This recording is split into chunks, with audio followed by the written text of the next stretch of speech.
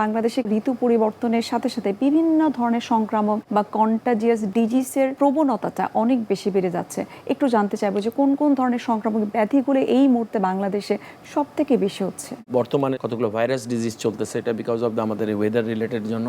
তার মধ্যে কিছুদিন আপনারা দেখেছেন মিজেলস যে শুধু বাচ্চাদের হচ্ছে তা না, মিজেলস অ্যাডাল্টদেরও হয়। আর এখন ডেঙ্গুটা কেবল আরম্ভ হয়েছে। এখন আমরা বর্তমানে এই দুটা নিয়ে ডিল করছি।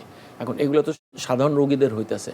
কিছু বিশেষ রোগী আছে যাদেরকে আমরা উই আর কনসার্ন, যাদের কিছু রোগে তারা ভোগে, ক্রনিক রোগে, এগুলো আমরা বলি কোমরবিডিটি। তো এইগুলা যাদের থাকে তাদেরকে একটু স্পেশাল কেয়ার নিতে হবে। এর মধ্যে বিশেষ করে যে বয়স্ক রোগ আমাদের দেখা যায়, ডায়াবেটিসের পরিসংখ্যান তো দেখা গেছে প্রত্যেকটা 10 জনের মধ্যে একজন ডায়াবেটিস। অনেকের হার্ট ডিজিজ থাকে, অনেকের ব্লাড প্রেশার থাকে, অনেকে ক্যান্সার থাকে বা ক্যান্সারের কিছু ওষুধ খাচ্ছে। এগুলোকে আমরা ক্রনিক ডিজিজ বলি, তারা এটা সাফার করে। এখন ধরেন এরা সাফার করছে, এরাও তো এই সংক্রামক রোগে হতে পারে, তাদেরও মিজেলস হতে পারে, তাদেরও ডেঙ্গু হতে পারে। তাহলে তাদের বেলায় আমাদের কী করা উচিত? তো এই জিনিসটা মনে রাখবো যে ফার্স্ট থিং, যাদের যা রোগ আছে ওইটাকে আপনাকে স্ট্রিক্টলি কন্ট্রোল করতে হবে। এইটা যেমন ধরেন আপনার ডায়াবেটিস আছে, আপনি নর্মালি হয়তো ওষুধ খাচ্ছেন, ডায়াবেটিস কন্ট্রোল আছে। আজকে যদি আপনার একটা জ্বর হয়, দেখা যাবে সুগারটা বেড়ে যাচ্ছে দ্যাট মেডিকেশন, তাহলে আপনাকে এক্সট্রা মেডিকেশন লাগবে। এটাকে আমরা কোমরবিড, কারণ কোমরবিডিটি যদি আপনি কন্ট্রোল না করেন ওই রোগটা আরও ফ্লেয়ার আপ হবে, আরও বেশি পুষ্টি পাবে সেই জন্য যখন আমরা বলি যে ধরেন আপনার যদি ডায়াবেটিস থাকে, আজকে যদি আপনার জ্বর হলো, আপনি ডাক্তারের কাছে পরামর্শ নেন যে আমার ওষুধটা কি ঠিক থাকবে না, আমি বাড়াবো। বা অনেকে নিজেরা বাড়িয়ে নেয়, যেমন ইনসুলিন আমরা নিজেরা বলি যে আপনি নিজে সুগার মেপে বাড়াতে পারেন। আমরা সবসময় ইনসুলিন লেখার সময় +-2 লিখে দিই, আপনি 2 ইউনিট বাড়ান, 2 ইউনিট কমান।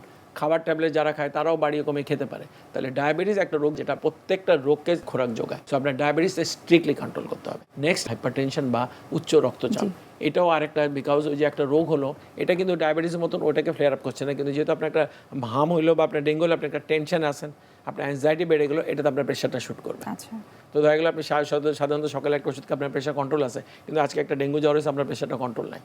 তো ডেঙ্গু তো একটা চিকিৎসা, সেটা আছে, কিন্তু আপনাকে প্রেশারটা কন্ট্রোল করতে হবে, তখন আপনাকে ওষুধটা বাড়িয়ে খেতে হবে। এইটা একটা খুব জরুরি একটা ব্যাপার। আরেকটা যেটা যারা বেশ করে আমরা যেটা বলি যাদের সিকেডি বা ক্রনিক কিডনি ডিজিজ, যেগুলো যাদের কিডনি নিয়ে যারা সমস্যা, এদেরকে একটু বিশেষ সচেতন থাকতে হবে, কারণ এদেরকে আমরা সব ওষুধ দিতে পারি না।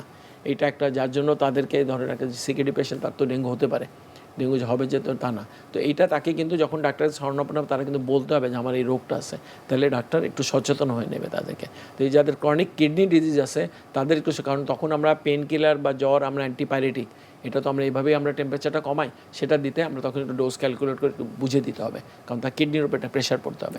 এছাড়া কিছু লোক যারা কিমোথেরাপি নেয় ক্যান্সারের জন্য, এরা তাদের জন্য সাবধান হতে হবে।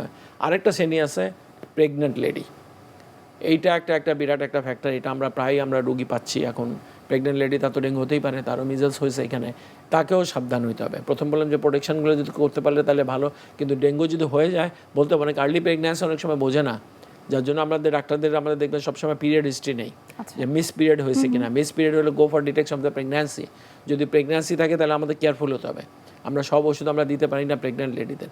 এখন প্রেগনেন্ট, সে জানে সে প্রেগনেন্ট, বাট সে হ্যাজ গট ডেঙ্গু, তাকে কি চিকিৎসা দেবেন? তাকে প্রথমে মনে করতে হবে যে মাদার চাইল্ডের মধ্যে will save mother is priority, এটা সবসময় মনে রাখতে হবে। তো আমরা মাদারকে চিকিৎসা করতে হলে বাচ্চা আপনি ভালো থাকবে। তো তখন আমরা স্পেশাল চিকিৎসা দেই আমাকে, তখনই আমরা বলি ওকে একটু বেশি খেতে হবে, healthy diet with the plenty of the liquids, plus আমরা নর্মাল যে ডেঙ্গু চিকিৎসা দেই প্রেগনেন্ট লেডিকে আমরা দিতে পারি। প্রেগনেন্ট লেডিকে আমরা ডেঙ্গু চিকিৎসার বেলা আমাদের তেমন কোনো কন্ট্রাইন্ডিকেশন নেই।